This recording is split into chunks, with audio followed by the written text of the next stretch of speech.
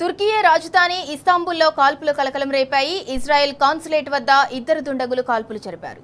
కాల్పులు జరిపిన ముగ్గురు దుండగులను పోలీస్ అధికారి వెంటనే కాల్చి చంపేశారు. దుండగులు కాల్పుల్లో పోలీస్ అధికారికి గాయాలు కాగా ఆసుపత్రికి తరలించి చికిత్స అందిస్తున్నారు.